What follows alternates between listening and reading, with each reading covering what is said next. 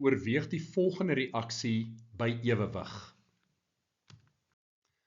Watter verandering aan die reaksietoestande sal die opbrengs van swaaltrioksied verhoog? Die korrekte antwoord is A. Die byvoeging van suurstofgas.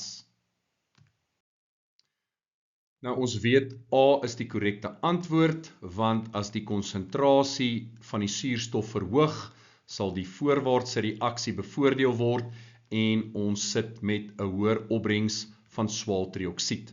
Kom ons kyk na B, C en D. Die byvoeging van 'n katalisator, teen die tyd weet jy al dat die byvoeging van 'n katalisator versnel bloot die reaksie. Dit gaan nie daartoe lei dat daar 'n hoër opbrengs is van 'n produk nie. 'n Verhoging in temperatuur. Ons reaksiewarmte is negatief, met ander woorde, hierdie is 'n eksotermiese reaksie. As ons die hitte gaan vermeerder, as ons die temperatuur gaan verhoog, gaan die terugwaartse reaksie bevoordeel word. Met ander woorde, ons gaan 'n verlaging in die opbrengs van swaaltrioksied kry. Met ander woorde, C is beslis ook verkeerd.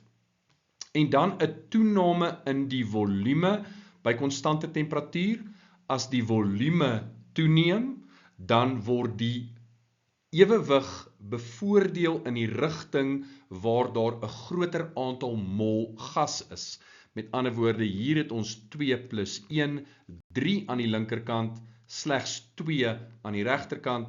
So ook in hierdie geval gaan die terugwaartse reaksie bevoordeel word, so D is verkeerd. So die manier hoe ons die opbrengs van swaaltrioksied kan verhoog, is deur die byvoeging van suurstofgas.